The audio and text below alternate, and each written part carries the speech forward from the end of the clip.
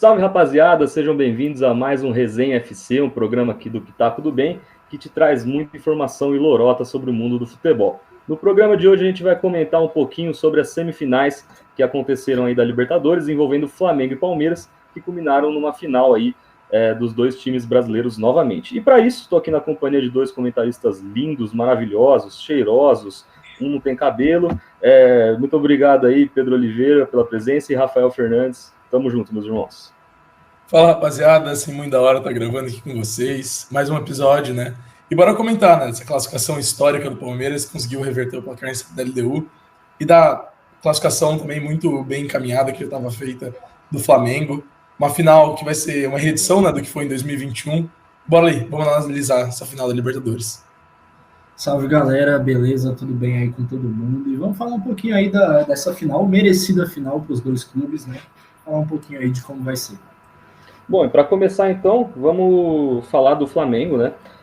Dos confrontos da semifinal. No primeiro jogo, eles conseguiram vencer lá no Maracanã por 1-0, um jogo meio truncado. No segundo, segurou o empate fora de casa, com uma torcida explosiva, apaixonada dos argentinos, e também uma arbitragem que estava meio duvidosa ali, escalada pela Conmebol. Bom, no jogo de ida, vamos destacar algumas coisas aqui, né? Partida muito complicada, né? Bem de altos e baixos ali do Flamengo. Como que você avalia aí a postura que o Felipe Luiz adotou nesse primeiro jogo, Pedro? Bom, o Flamengo encontrou bastante dificuldades nessa primeira partida. A gente pode até falar que foi um gol meio inesperado do Flamengo, né? Um bate e tudo, que conseguiu, né? Que resultou, né, no gol que deu a vitória ao Flamengo no jogo de ida. Mas creio que o Flamengo fez o jogo necessário, né? Enfrentava um adversário complicado, o Racing não era um adversário fácil, principalmente por ter essa catimba argentina, esse espírito, né, do futebol argentino. Mas a partida de ida, né, foi muito equilibrada. O Racing teve também suas chances, mas creio que o melhor jogador da partida no jogo de ida foi o goleiro do Racing, né? Disparado, assim, com grandes defesas, fez com que segurou, né, o resultado para que o Racing viesse para a Argentina só com 1-0, né, contrário, no placar contrário. Mas o Felipe Luiz armou o Flamengo da forma correta, escalou o Carrascal, né, que foi o grande diferencial do jogo, fez o gol, né, que levou na final da Libertadores. Então, acredito que o Felipe Luiz, né, na eliminatória toda, né, escolheu muito bem o time, escolheu peças certas para colocar nas partidas. Então, ele tem um grande mérito, né, nessa classificação do Flamengo para a final. E Rafa, tem uma coisa aí que o Felipe Luiz optou aí nessa semifinal, e já vem também de um tempo, que é a escolha do do Pulgar no lugar do Saul. Você vê com bons olhos essa escolha do Felipe Luiz? Cara, pior que eu vejo, o Pulgar fez muita diferença ali. É que eu acho que o Saul, ele é mais um meia... O Saul, ele me lembra um pouco o Gerson. Eu acho que é isso que o Felipe Luiz pensa do Saul. O Pulgar, ele tem uma função mais diferente, eu acho. Ele vai mais ali para a parte da contenção mesmo. E ele atua muito bem nessa parte. E contra o Racing, que é um time ali que tem jogadores bem rápidos ali no ataque, eu acho que era necessário fazer essa mudança. E, assim, o Felipe Luiz não tem muito o que falar, né? Um baita técnico, tá fazendo um baita trabalho no Flamengo. E merece muito essa final. Eu acho que o Racing... A gente esperava mais do Racing, né? Sinceramente, assim. Uhum. O cilindro pulsando lá, né? Um negócio de doido, né? Aquele estádio. E não fez para valer o que... Assim, o Flamengo, para mim, foi melhor no segundo jogo até. Sofre um pouco ali no finalzinho, né? Com a expulsão do Plata. O Plata acho que é expulso perto do minuto 60. Então tinha basicamente 30 minutos de jogo ainda, gente. Era para o Racing fincar a faca ali e matar aquele jogo. Não consegue. E no início do jogo, já tô falando do segundo jogo, né? O Flamengo muito bem, atacando bem, assim, o Racing. Acho que foi melhor. E mereceu. A campanha inteira do Flamengo é uma campanha merecida. E já... Perdão, pode falar, Pedro. Não, eu concordo muito com isso que o Rafa estava comentando. Essa escolha, principalmente do Pulgar, né? Ele é aquele primeiro volante, né, mais de contenção, mas ele é aquele primeiro volante mais moderno. Ele sabe sair muito bem com as bolas no pé, sabe, né, uma distribuição de passe muito boa. Então, as principais características, né, que o Saul traz ao Flamengo, vamos dizer que o Pulgar também consegue trazer, e ainda traz esse plus, né, da marcação mais segura, assim. E numa semifinal de Libertadores você precisa ter isso, né? Vai ser um jogo truncado, ainda mais se tratando do Racing, um time argentino, como eu comentei. O Felipe Luiz foi muito bem, né? As escolhas foram muito certeiras, né? Sem dúvidas. E eu acho que o segundo jogo deixa muito claro isso, né? O Felipe Luiz talvez é um técnico que a gente muito apostava como um técnico que era promissor, e eu acredito que isso tornou uma realidade, né? Ele é uma realidade hoje, é um técnico já que, claro, ainda está em formação em alguns aspectos, tudo, mas tem muito, os ideais dele são muito cravados, né? Ele já tem uma ideia de jogo muito clara. E ele consegue passar isso para os jogadores do Flamengo, né? Você percebe que o Flamengo hoje tem um estilo de jogo, sabe se adaptar às partidas, é um jogo mais truncado, isso é um jogo que tem que se fechar mais. Eu acho que ele conseguiu mudar um pouco o Flamengo, né? O Flamengo antes era um time muito ofensivo, os outros técnicos, né, pregavam muito isso. O do Flamengo é um time muito para frente, assim, tudo. Mas hoje, a grande qualidade desse Flamengo do Felipe Luiz é a defesa. O Flamengo tem uma média de meio gol sofrido por jogo, né? Isso aí vamos supor, então a cada 2 partidas o Flamengo sofre um gol. E para um time que quer ser campeão de um torneio de mata-mata, como a Libertadores, isso é a característica principal que o clube tem que ter, né? Então, o Felipe Luiz fez escolhas muito certas, né? Então, deixou muito claro isso na classificatória. O Flamengo merecidamente foi para a final, né? E o que me surpreende nesse elenco do Flamengo também é a variedade de opções, né? Por exemplo, muito recheado, né? O Carrascal, que é um cara assim, até desconhecido antes ali de chegar no Flamengo, de certa forma, e virou herói também. Até o próprio, isso é importante também pela questão do Pedro, né? Porque o Pedro vem de umas lesões, né? Ele tem que tomar um banho no sal grosso com as ervas lá. Ele tá complicado, né? Quando ele entra, tava bem pra caramba, machucou. Mas você, na sua visão, Pedro, acha que o Plata, até o momento da expulsão, né, cumpriu bem esse papel que o Pedro vinha fazendo? Eu acho que o Plata, no segundo jogo, fez um papel tático muito importante. Ele estava ali num trio de ataque junto, né, com o Luiz Araújo, o Arrascaeta vindo mais por trás, e quem estava junto no ataque com eles, agora não estou me lembrando. Era o Lino, né? Isso, o Samuel Lino.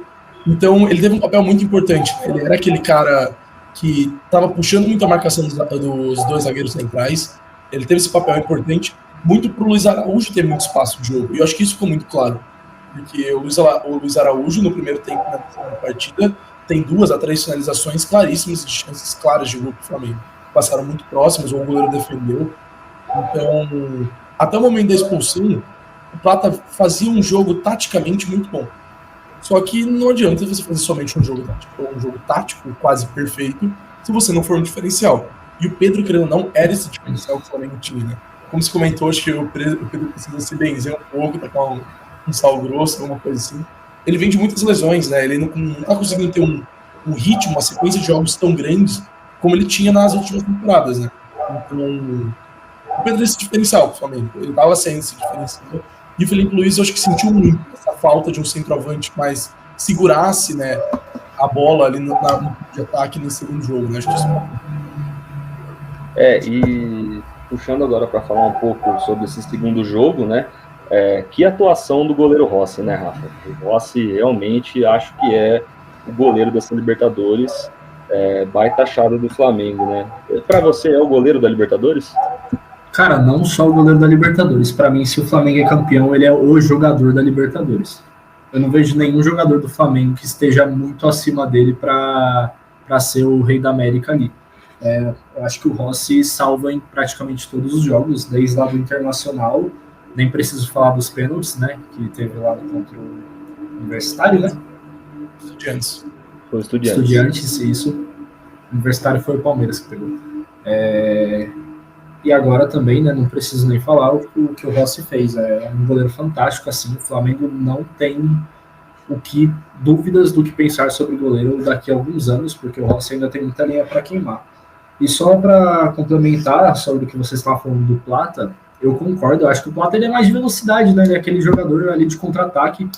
E o Felipe Luiz ele aposta nisso de novo no segundo tempo, né? Botando o Bruno Henrique ali para tentar fazer uma coisa. Não tinha o Pedro, né? Não tinha muito o que fazer ali, né, nesse sentido. E acho que dá certo, né? Porque com um jogador a menos, você não vai conseguir segurar muito ali a bola na área mais para frente ali do ataque.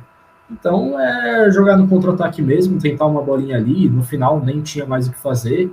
E destacar também a bola pífia no final do jogo do Racing, que o goleiro está na área e ele dá um passe curto, assim, o bagulho...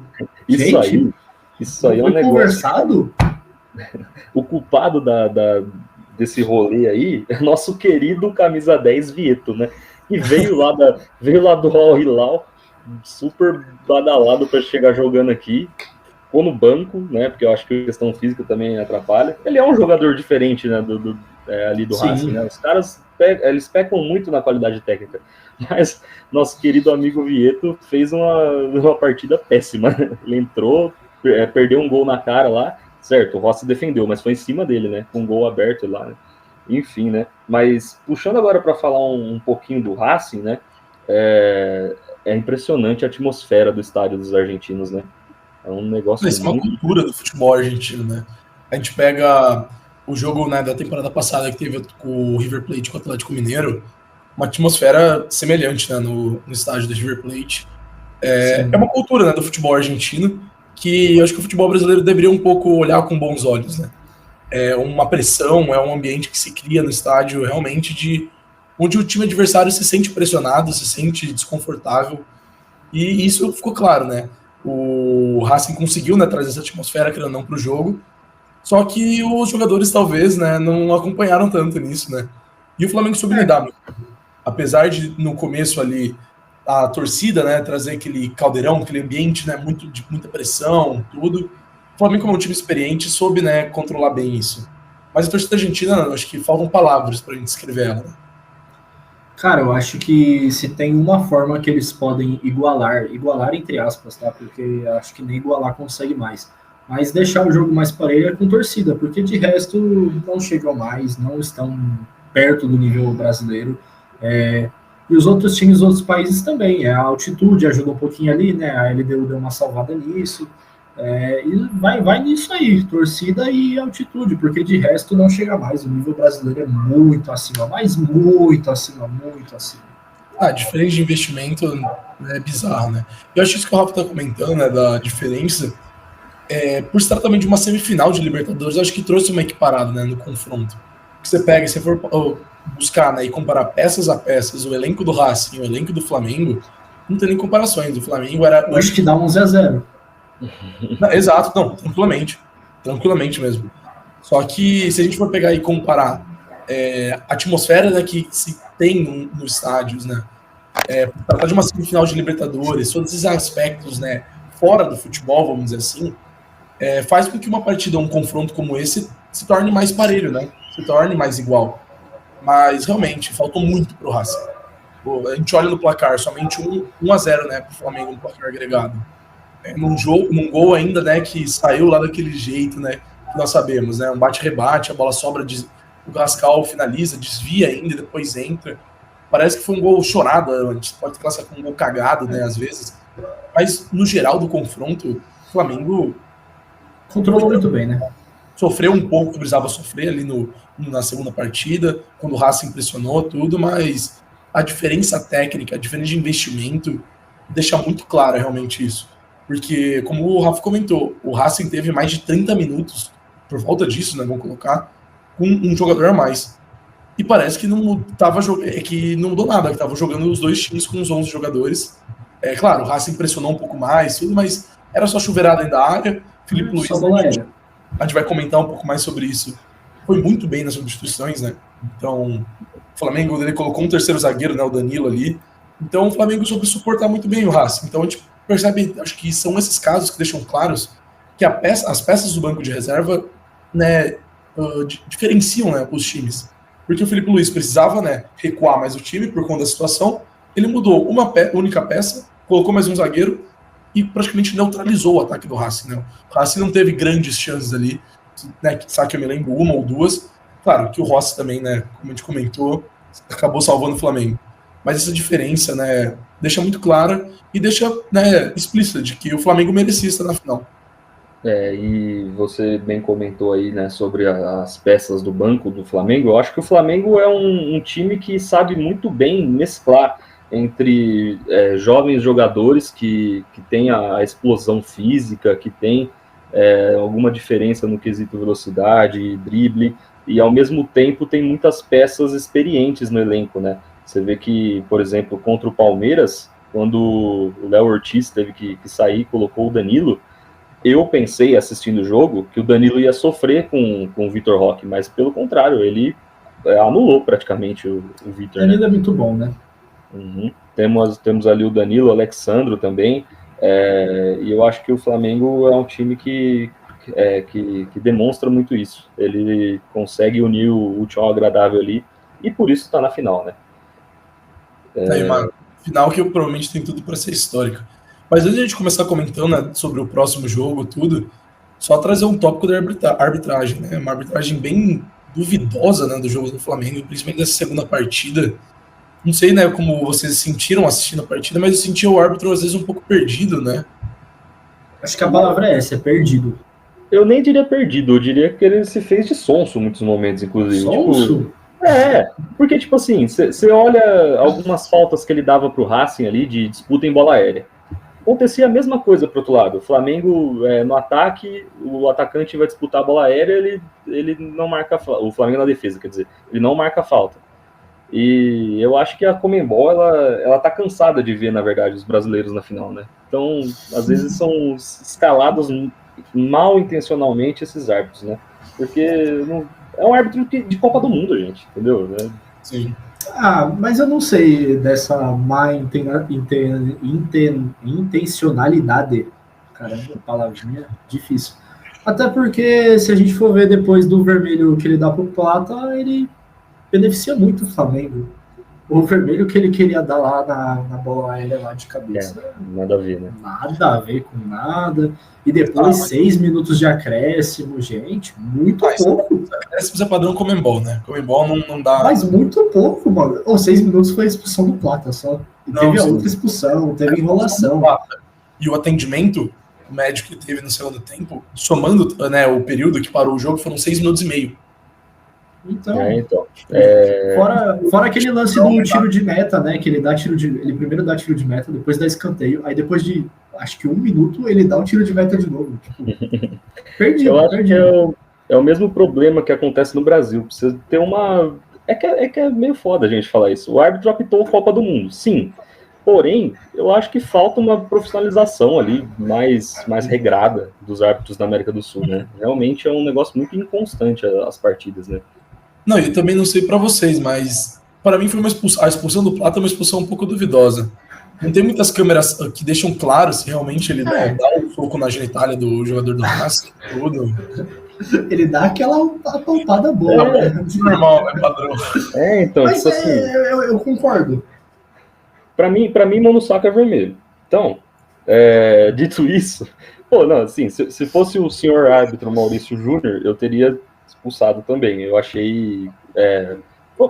às vezes nem pegou, às vezes, mas assim, eu acho o gesto ele fora do... Ele tenta bater, né? A intenção dele era dar um tapa, né? Um soco, alguma coisa assim. Então eu achei justa a expulsão, sim, mas tirando isso, realmente essa questão da arbitragem está atrapalhando muito nos jogos e até gerando resultados diferentes, né? Não, eu acho que o que mais ficou claro foi que o árbitro tentou recompensar a todo momento, né? Depois disso ele só tenta recompensar o Flamengo, só isso. Completamente, ele tava esperando um lance que ele podia expulsar algum jogador do Flamengo, né? Até que ele tentou e o VAR corretamente corrigiu ele. Ali foi super correto o VAR e agiu bem rápido até, vamos dar um pontinho de elogio aqui, eles foram bem rápidos nessa parte. Não elogia muito não, que afinal tá logo ali e, né, tem 2 brasileiros ali no campo. Mas tá bom, então, mais alguma questão sobre o jogo do Flamengo para apontar? Não, acho que o demais é isso, e no geral uma classificação, como já comentamos, muito merecida, né? O Flamengo merecia estar nessa final. Ele fez talvez a campanha do Flamengo não é uma campanha tão boa, né? O Flamengo passa em segundo na fase de grupos, corre risco de nem se classificar, né? Porque ele não enfrenta uma dificuldade. Passa bem ali nas oitavas, mas nas quartas enfrenta dificuldade contra os Estudiantes, passa nos pênaltis. Contra o Racing, um placar ali magro, mas é o Flamengo, né? O Flamengo tá se tornando um time copeiro, né? Assim como a gente vai comentar que o Palmeiras também tá tendo essa característica, e merecidamente chegou na final. Eu acho que tem que ser elogiado o que tem que ser elogiado. E esses 2 clubes têm uma construção ali toda de elenco, de trabalho, muito tempo de trabalho, assim, vai fazendo, vai deixando esse elenco forte, com bastante peça de qualidade. É merecido, não tem o que falar. A diretoria dos 2 clubes manda muito bem, tem mandado muito bem, e fez isso. Eu acho que na Libertadores o Flamengo entra até de segunda marcha, sinceramente. Começou a jogar mais nos últimos. O Pedro tinha citado a fase de grupos, eu acho que é bem sobre isso mesmo.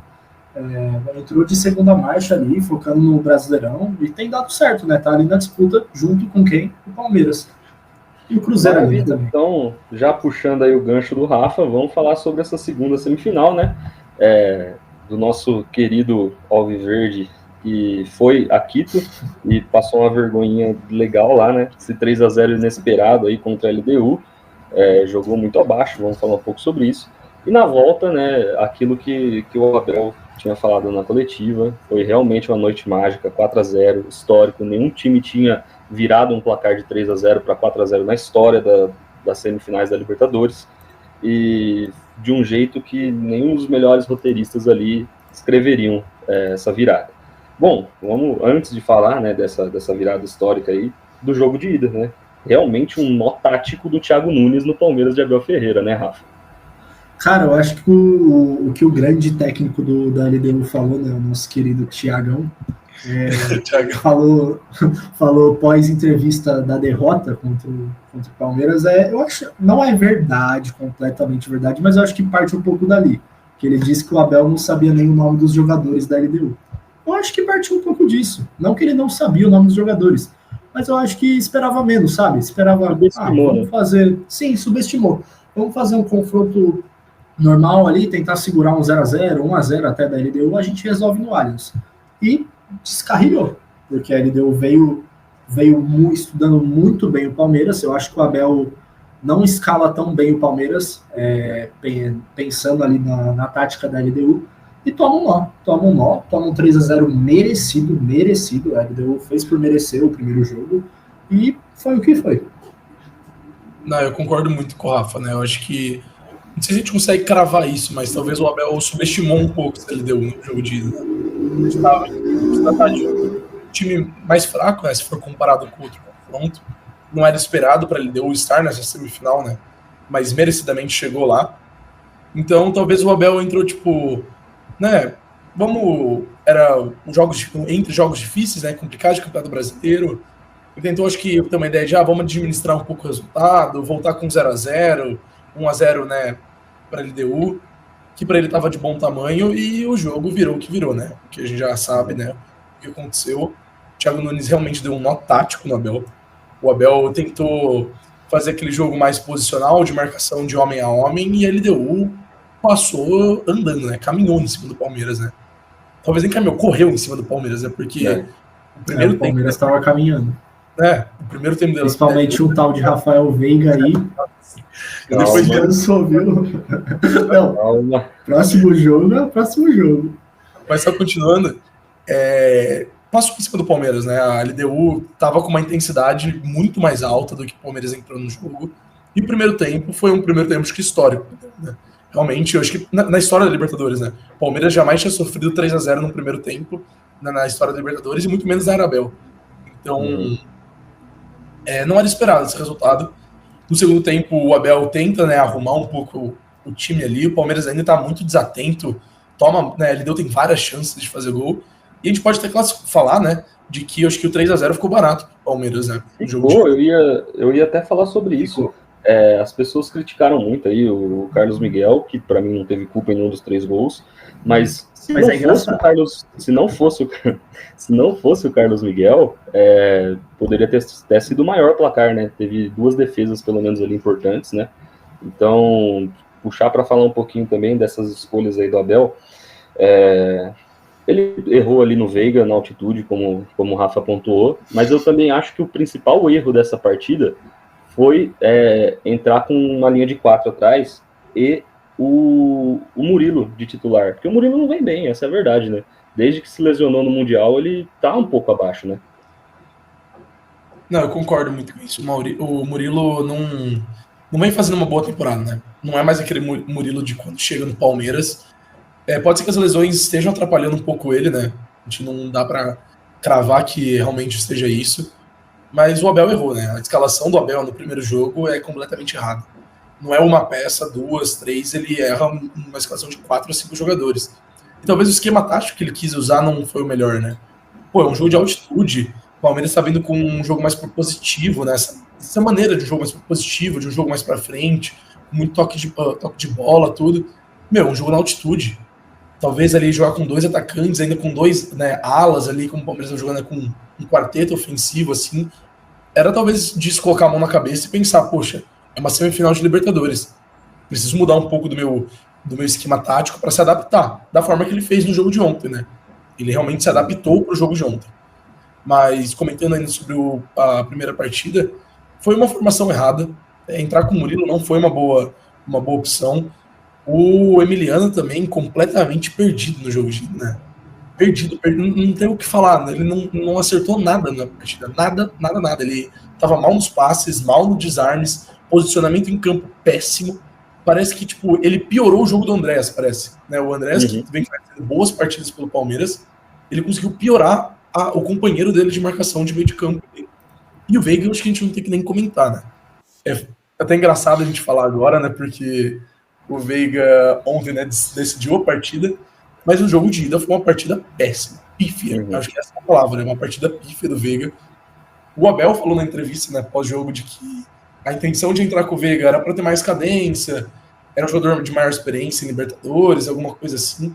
Mas a experiência eu acho que realmente foi aqui no Brasil, né? Porque ele parecia um cara que não estava acostumado com um jogo de altitude, né? E uma semifinal de Libertadores. Mas eu acho também que deu uma queimada nele, porque o Abel, ele tem uma coisa assim, muitos amigos zoam o Abel pelo... o Abel é pardal, eu não sei o quê.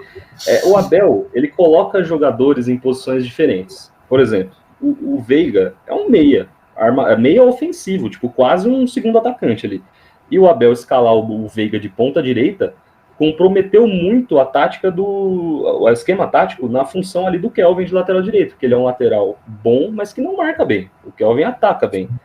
E ali essa dobradinha ali que teve no lado direito deu uma bela atrapalhada no Palmeiras. E até também o Felipe Anderson, que vinha jogando bem ali, ele liberou mais o Felipe Anderson com a presença ali do Piquerez, que também não foi muito bem aproveitado, né? Então esse jogo teve várias falhas ali do Abel, né?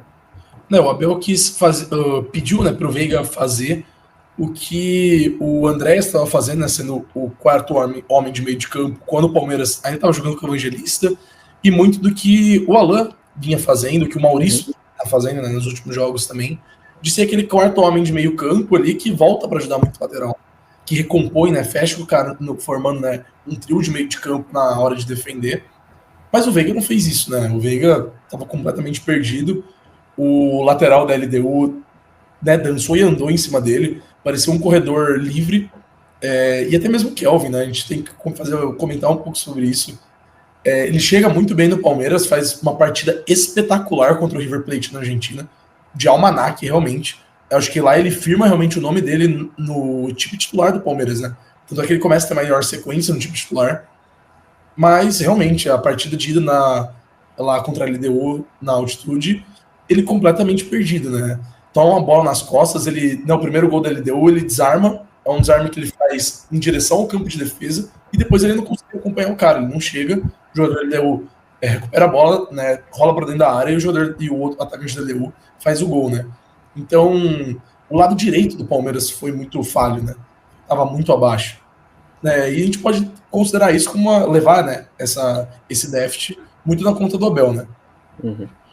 Eu acho que o Palmeiras tem uma questão aí na lateral direita que é uma dificuldade de um jogador que é equilibrado, né?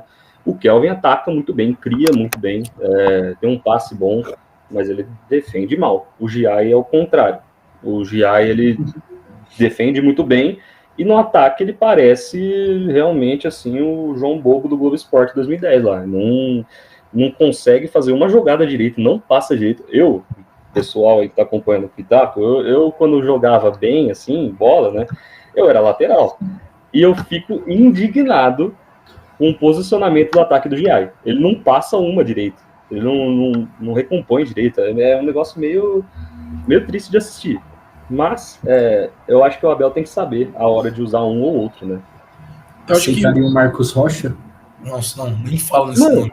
Não, que isso? Marcos Rocha é muito bom, gente. Isso Um ficou muito feliz e o outro muito puto. Ele é um GI da vida, ele só sabe dar arma. Não, ao contrário. O Marcos Rocha, ele tá jogando no Grêmio agora, tá fazendo uma função ofensiva muito boa. Por quê? Porque o ponta direita do Grêmio volta para ajudar a marcar. O Marcos Rocha... Mas esse é o ponto.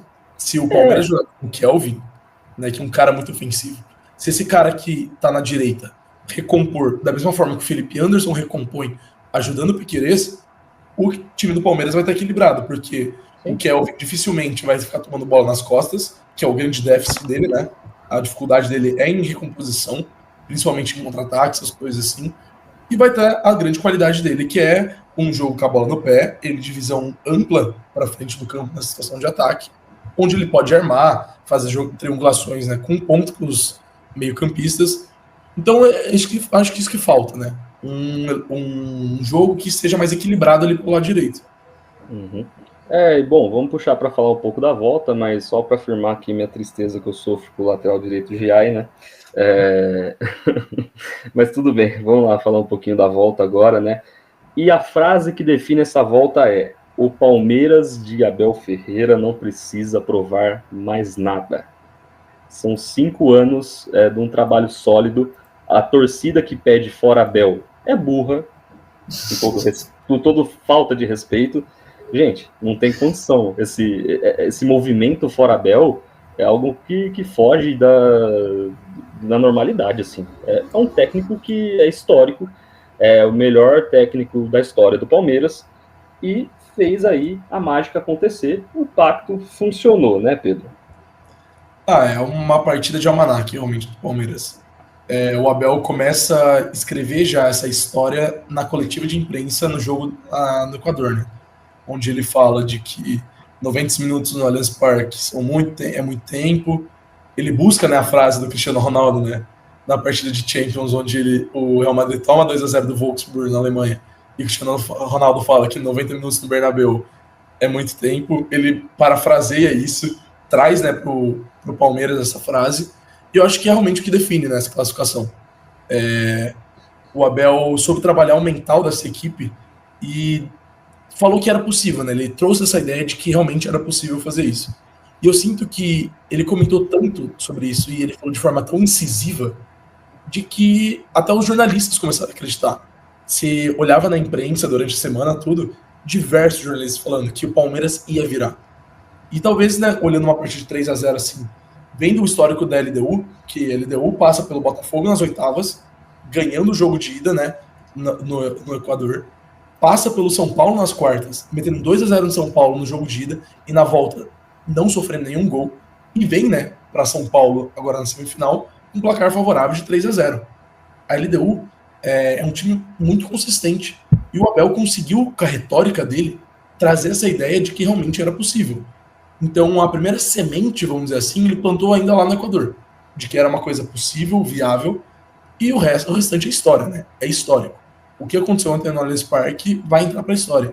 Entra para a história da Libertadores, entra para a história do Abel no Palmeiras e entra para a história realmente de uma das maiores viradas que a gente já viu no futebol. Claro, pode-se falar que é LDU, tranquilo, compra essa ideia de que não era um time adversário extremamente qualificado, mas é uma virada de 3-0 contrária, onde o Palmeiras vira para 4-3 no placar agregado, numa semifinal de Libertadores. Eu concordo muito, é histórico, não tem o que falar. Mas voltando um pouco ao Abel, que o Maurício tinha iniciado falando, eu sinto que uma parte da torcida, vendo tantas vitórias e tantas conquistas, se mimou, ficou mimada. Porque, gente, você vai olhar para o lado, para o Corinthians, para São Paulo, para o Santos, vocês estão no céu, completamente no céu. É um trabalho super consistente, sempre está no top 3 brasileirão, sempre vai bater uma Copa do Brasil ali. Tudo bem, as últimas não têm ido tão bem assim, mas acho que acontece. Tá focado em outras competições. A Libertadores é muito mais importante, por exemplo, né? E foi uma baita partida. O Abel dessa vez escala muito bem o Palmeiras. E eu acho que demérito do Thiago Nunes não colocou ele, deu para jogar. Tem 90 minutos de jogo. E nos 90 minutos você vai ficar atrás, só se defendendo. Ali no início do segundo tempo ele muda um pouco e a LDU ataca um pouco mais. Dá pra ver o que muda um pouco o jogo.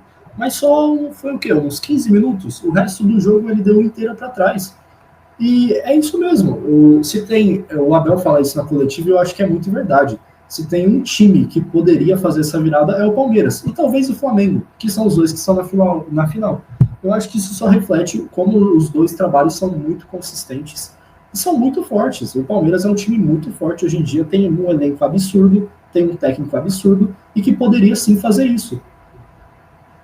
Eu acho que eu concordo muito isso, de que se tinha um time que era capaz de fazer isso, era o Palmeiras. Acho que você concorda comigo também, Maurício, nessa. Uhum. E destacar aqui também que o Palmeiras é um time nos últimos anos que tem muitos heróis improváveis, vamos assim dizer, né?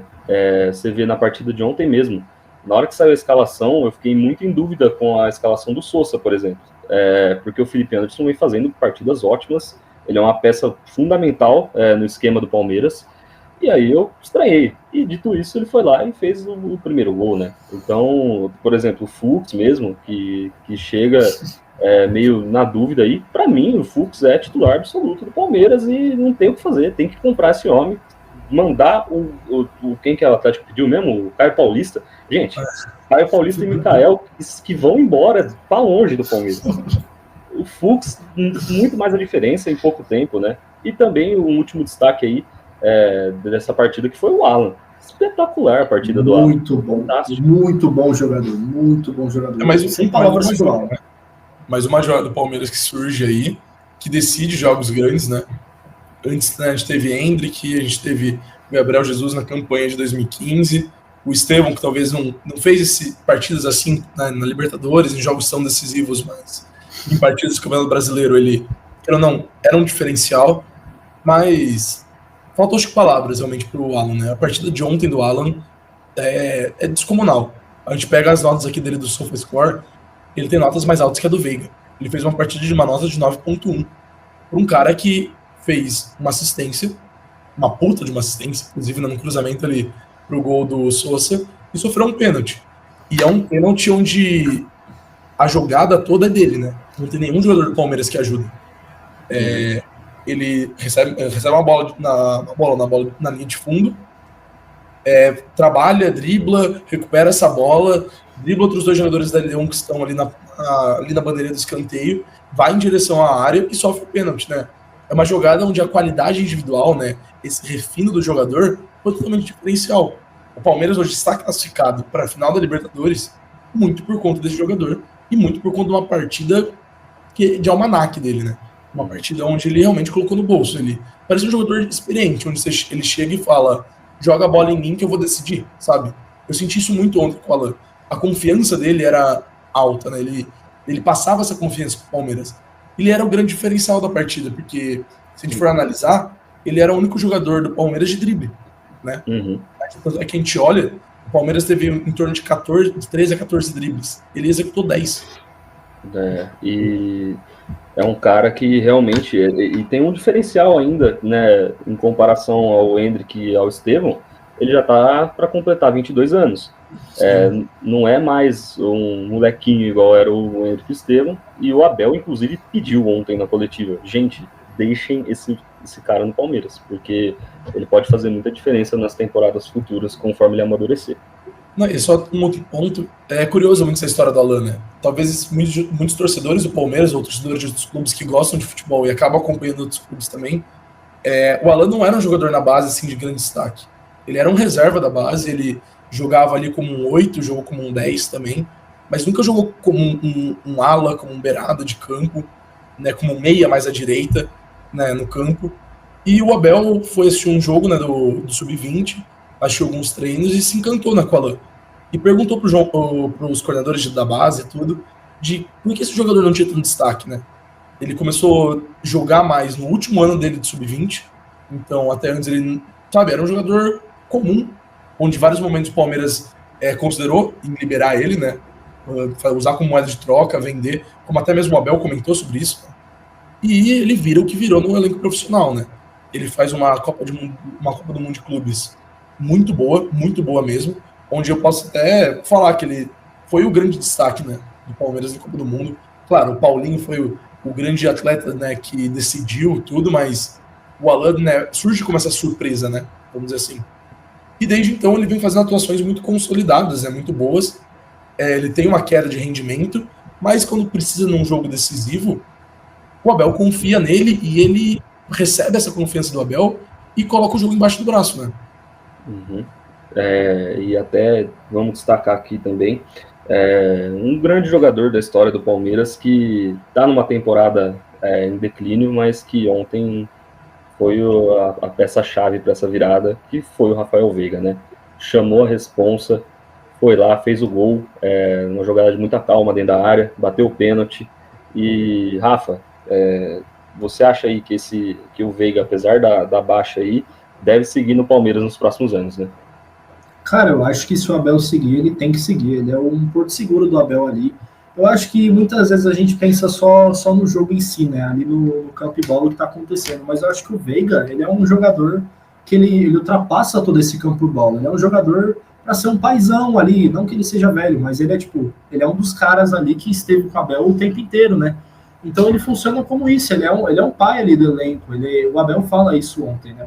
O Veiga tem um papel muito mais importante do que só ali no campo e bola. E eu acho que no campo e bola, ele mostrou e demonstrou ontem o quanto ele consegue ainda entregar. Eu acho que, foi o que eu disse, eu acho que parte um pouco de como a torcida se irrita muito fácil, a torcida do Palmeiras, né, com alguns jogadores.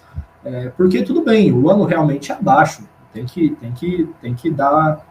dar isso como que acontece de verdade. O ano é abaixo.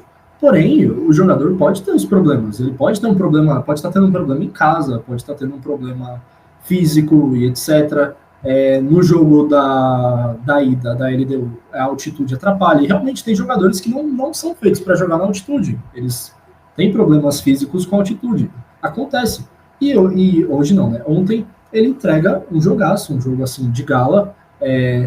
O gol, ele estava na cara, né? Mas assim, não é porque ele estava na cara que é fácil, tem todo um posicionamento ali, né? Ele se infiltra ali na linha de defesa da LDU super bem, nenhum jogador da LDU vê. O passe, acho que é do Vitor Roque, né? Baita passe também, baita achada que ele dá. O Palmeiras fez o jogo de gala, não tem muito o que dizer, é realmente histórico. Não, essa recuperação do Veiga é muito importante, né? Como o Rafa comentou, é uma temporada muito abaixo dele, né? Com partidas abaixo do que a gente estava acostumado, né, com o Veiga. E eu acho que o jogo de ontem carimba e deixa claro de que ele é um jogador que pode ser decisivo ainda. É um jogador que é diferente, que chama responsabilidade em momentos, né, difíceis. E ontem é uma partida de recuperação, né, como eu comentei. Na jogada do primeiro gol, não sei se vocês concordam comigo, mas é um golaço. Talvez não pelo gol em si, mas por toda a jogada trabalhada, né? Uma recuperação de bola do Palmeiras, onde o Andreas recupera a bola, dá um toque direto de cabeça, o Veiga nem domina e dá um lançamento, né, ali da meia-lua do meio de campo. Absurdo o lançamento. E o Vitor Roque, muito bem, né, muito esperto, assim, ele consegue dominar a bola, pensar, olhar e falar, e decidir que ele vai rolar, né, para entrar da área, né, para o meio da área. E daí a jogada em si do Veiga ali de posicionamento também é uma coisa de que um jogador sabe, né, ele não foi por um acaso que o Veiga deu aquele drible de corpo, né, no zagueiro, não é por acaso que o zagueiro não percebe que o Veiga está fazendo uma infiltração atrás dele. Ele sabia que ele precisava ser posicionado ali para receber o passe, né? Tanto é que ele dá o lançamento e desde o momento que ele, né, faz o lançamento, ele começa a pedir a bola já, né? Ele começa a pedir para o Roque, ele começa a levantar o braço, né? Se pegar a câmera mais aérea, você percebe isso, de que ele sabia, ele se posicionou para receber o passe ali e o Vitor Roque, com toda a qualidade que ele tem, né, conseguiu dar essa assistência. Então a jogada toda é muito bem trabalhada. E depois, sobre o pênalti, né, acho que aí fica claro, né, porque durante a temporada o Veiga não tem sido o batedor principal de pênaltis do Palmeiras. Não sei se os torcedores que acompanham ou os outros amantes do futebol, né, que gostam de acompanhar, repararam nisso, porque o Veiga antes era assim, era unanimidade. Se o Veiga estivesse em campo, ele batia todos os pênaltis do Palmeiras. E nessa temporada não tem sido assim. Flávio Lopes tem batido vários pênaltis. Piquerez já bateu diversos pênaltis. Vitor Roque, que eu nunca tinha visto bater pênalti, estava batendo pênalti. O Gomes, né, nem se fala, porque o Gomes também assume essa responsabilidade diversas vezes. E ontem, na hora que sai o pênalti, foi até um chamado, né, na transmissão da ESPN, o repórter de campo, né, comenta sobre isso, de que o Flávio Lopes olha para o Veiga e pergunta, quem bate? Você ou eu? E o Veiga fala, eu. Então, numa semifinal de Libertadores, ele assume a responsabilidade. Claro, tinha todo o êxtase da partida, ele já tinha marcado um gol, confiança lá em cima, mas isso é realmente de um jogador, de um líder, né? De um jogador que tá lá para decidir. E para mim, Pedro, não sei se para vocês também, é um jogador que tem que estar nessa final, de titular, eu acredito, porque ele cresce em decisão, principalmente com o Flamengo, sempre é um histórico dele decidir também. A própria Supercopa do Brasil lá, se não me engano, ele jogou muito bem naquele jogo, a própria Libertadores também. Eu escalaria Veiga de titular no lugar do Maurício. E você, Pedro?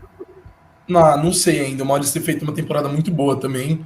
E ele sabe, e ele entendeu muito bem esse esquema que o Palmeiras tem que jogar, né? Do 4-2-2-2 ou 4-2-4, né? Isso aí não existe. Muito, não. Né? Isso aí, 4-2-2-2 não existe. É 4-4-2. Cada um classifica de uma forma, mas ele tem feito muito bem, não, Maurício, esse lado direito do campo. Principalmente ajudar na recomposição no meio, né? Então, eu não sei.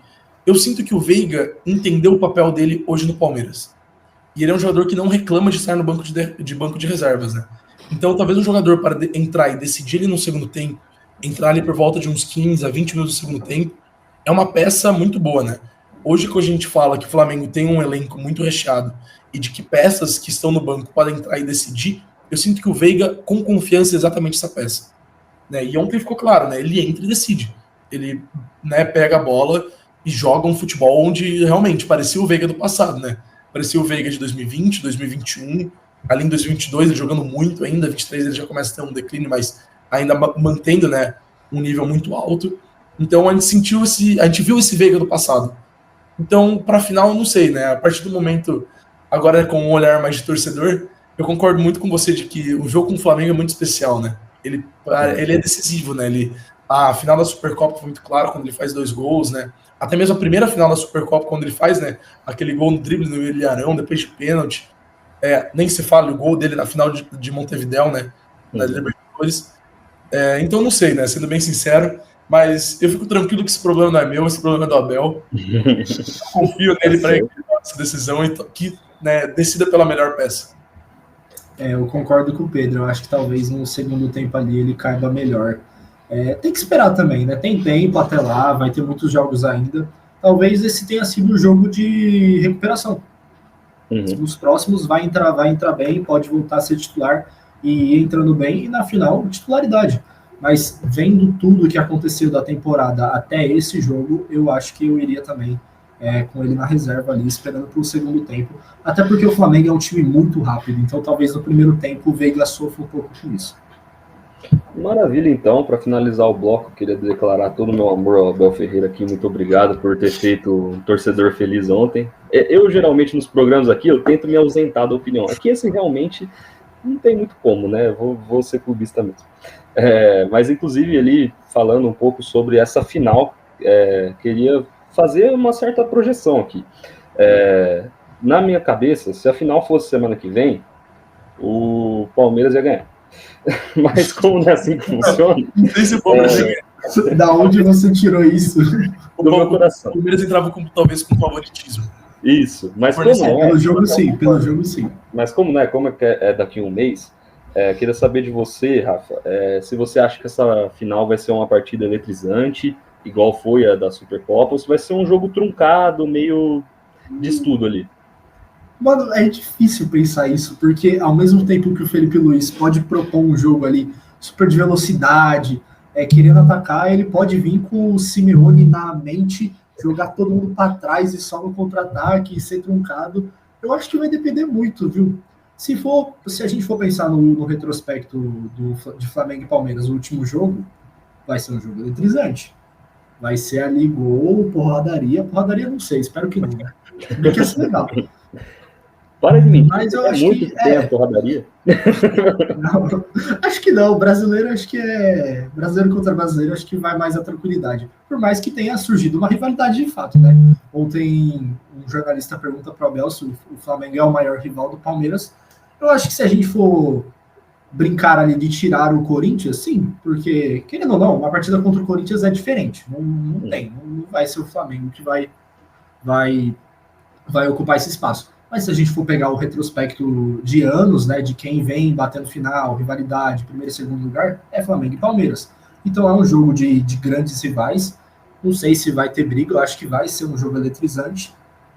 E eu acho que o Felipe Luiz vai propor jogo sim. Ele não tem cara de jogar esse Flamengo para trás, ainda mais se tiver com todas as peças, se o Pedro tiver voltado.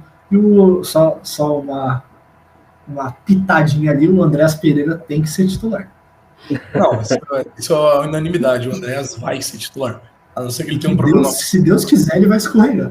Nossa, não, fala uma coisa dessa. Bate na madeira aí, pô. Não, eu sei que vocês são palmeirenses, mas fala sério, não ia ser muito foda se acontecesse isso. Mas não seria muito foda o gol do título e indo comemorar.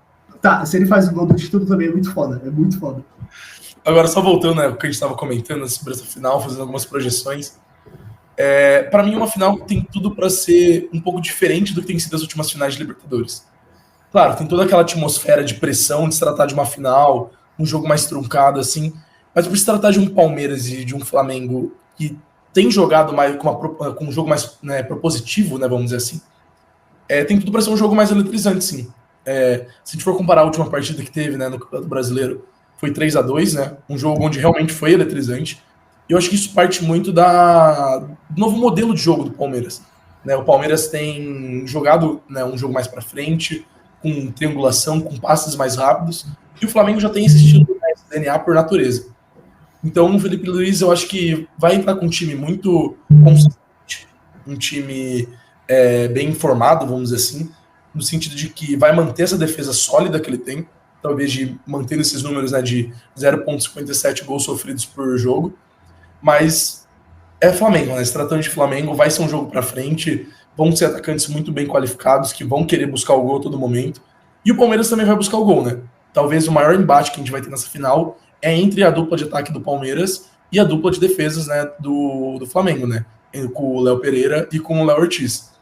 Então, para mim, tem tudo para ser um jogo eletrizante. Mas talvez por se tratar de uma final de Libertadores, a gente não tenha tanto disso, né? Aquela ansiedade, aquele jogo mais truncado. Mas não sei, eu acho que é muito aberto esse final.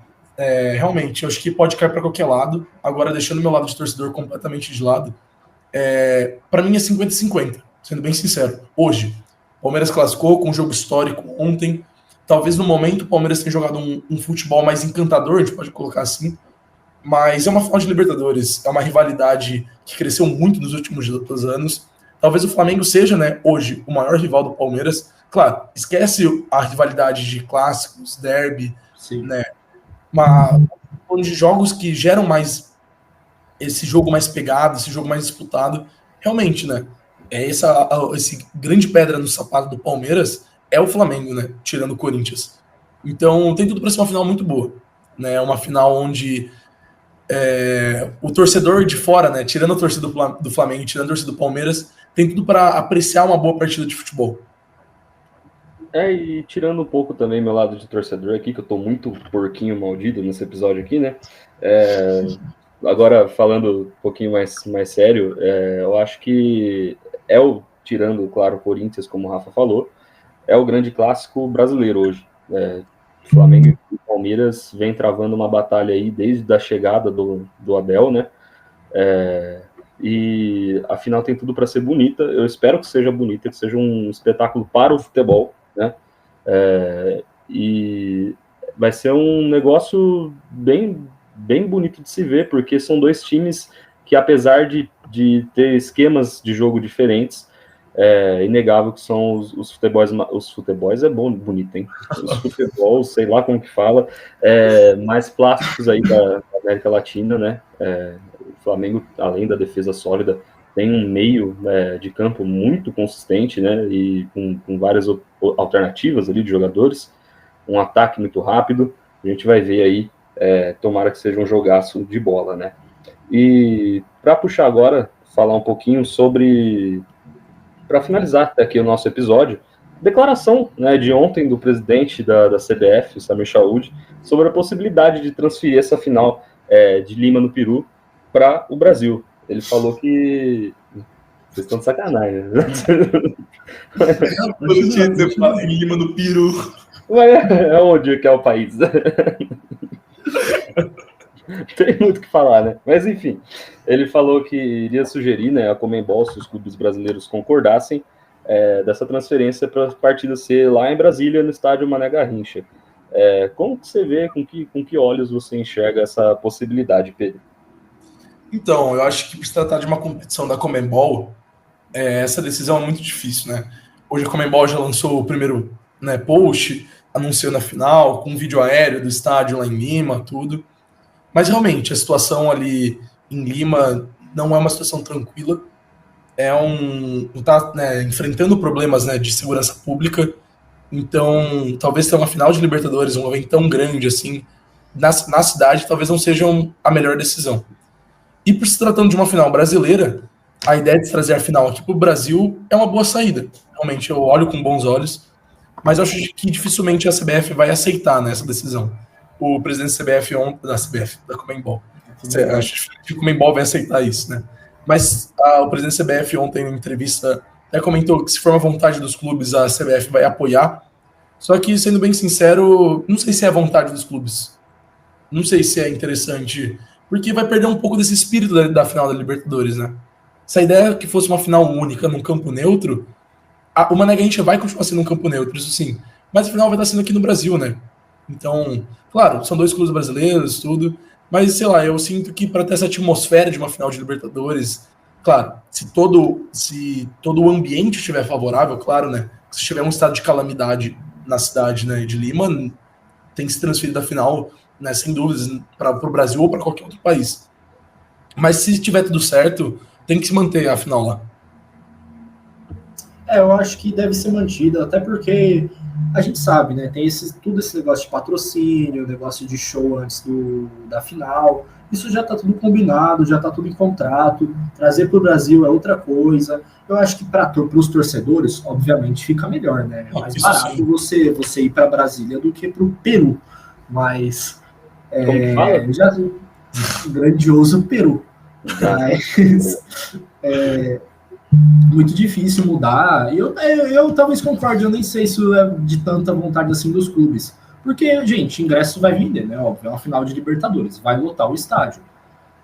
Então, com isso, eles não têm que se preocupar. Mas, obviamente, pensando em toda a questão logística, é melhor você ir para o Mané Garrincha do que para o Peru. Só que tem essa questão em Lima também de como a cidade está.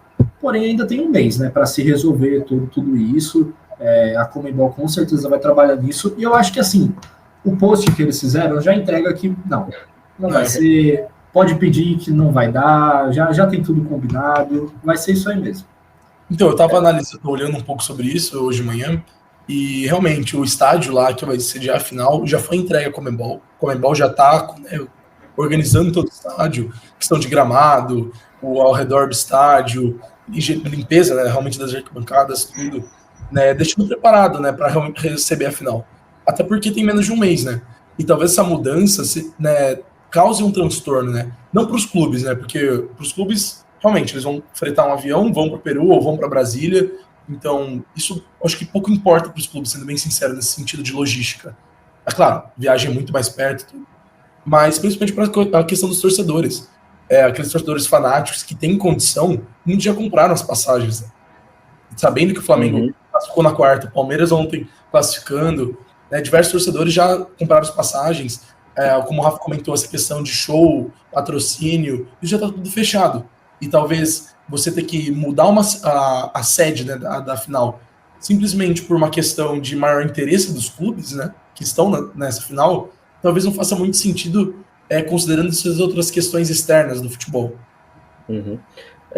Bom, concordo, né, nessa questão de toda a burocracia que tem, também o negócio dos shows, como você bem citou, só que eu também acho que se o Samir Chaud liga lá para a Conmebol, né, alô, é do Brasil, quero fazer um pedido, aí ele, não, eu não conoco, e aí desliga e beleza, entendeu? Eu acho que a Conmebol é muito menos flexível com o Brasil do que com outros países ali, outras federações. Mas eu acho que tem que ser mantido lá em Lima, realmente. Seria interessante uma final do Brasil, claro, mas acho que não é o ideal nesse momento, né? Só, claro, como o Pedro disse, Acho que talvez para a Conmebol começar a repensar, né? De considerar a situação dos países antes de escolher a sede, né? A sede da final desse ano foi escolhida nesse ano. Não foi nem escolhida no ano passado, né? Então, já se sabia que o Peru estava passando por uma situação de uma crise política e principalmente de segurança pública já há algum tempo, né? Não foi que estourou assim um caso ontem, né? Então, a Conmebol talvez tenha que pensar mais nessas outras questões antes de escolher o país que vai receber essa final, né? Concordo com vocês. E, bom, só pontuando aqui que a final vai acontecer no dia 29 de novembro, jogo único, e a gente espera um grande espetáculo de futebol aí. Bom, vamos chegando ao fim aqui do nosso querido Resenha FC. Eu agradeço a todos que conferiram até aqui, agradeço também a nossos comentaristas maravilhosos que atraem multidões. Pedro, Rafa, obrigado aí pela presença, meus irmãos. Tamo multidões. O cara é o irmão hoje tá inspirado. É o Palmeiras, né? A vitória ontem 4-0, todo mundo tá feliz hoje. Obrigado aí, meus irmãos. Valeu, rapaziada. Sempre muito da hora estar aqui com vocês. Muito foda gravar esses programas. E a gente vai ter aí, né? Um mês para comentar sobre isso, claro. Vamos debater sobre outros tópicos também, né? Vários Resenha FCs ainda. Então fiquem ligados, né? Se vocês estão gostando, né, de realmente, né, do nosso programa, larga o like aí, se inscreva no nosso canal, ativa o sininho, para você, né, ficar recebendo, né, os nossos programas. A gente vai, né, postando vários durante a semana. E também que vocês sigam o nosso perfil no Instagram, né, @pitaco_do_bem, para você estar sempre informado de quando a gente postar nossos programas, entre outras coisas. É isso mesmo, sempre bom aqui gravar com vocês. A gente vai ter tempo aí para falar dessa final, vamos falar bastante ainda, né, de como tá indo no Brasileirão e tudo mais. É muito bom estar aqui e que vença o melhor, o Flamengo. Uma grande final. Esse melhor Flamengo que esses nunca mais vai participar do Resenha. Eu falei bem do Palmeiras o programa inteiro. Excluiu o Rafa das escalações. Não, pelo amor de Deus, tentei Palmeiras no programa, o Rafa não pode estar, não. Não, é brincadeira aí, Rafa. Vai ser uma boa final, vai, com certeza. Eu acho que eu falo por todo o grupo do Pitaco aí, que a gente está curtindo muito gravar. Tem tudo para ir muito bem, estamos indo muito bem nesse começo, tá até me surpreendendo aí. Os números de acessos e tal. Só vou fazer um apelo aqui para a rapaziada. Bom, estamos ali com uma faixa de 150, 200 visualizações por vídeo e temos ainda só 30 inscritos, né? Então, rapaziada, foca aí nesse negócio de se inscrever, porque isso aí vai ajudar a impulsionar o conteúdo e vai motivar a gente a continuar trazendo para vocês. Beleza? Para finalizar aqui, quero mandar um abraço para o meu querido pai, Maurício, aí, muito obrigado pela companhia no jogo de ontem, quase morremos do coração aí, né? Mas deu tudo certo. E lembrando que esse programa foi apresentado aí por mim, Maurício Júnior, comentários de Pedro Oliveira, Rafael Fernandes. Não tivemos mesa técnica hoje, mas um beijo aí para todos os integrantes do Pitaco, maravilhosos. Apoio de José Benedito Guerreiro, Karina Farias, realização Pitaco do Bem. Valeu! Valeu, galera! Valeu aí!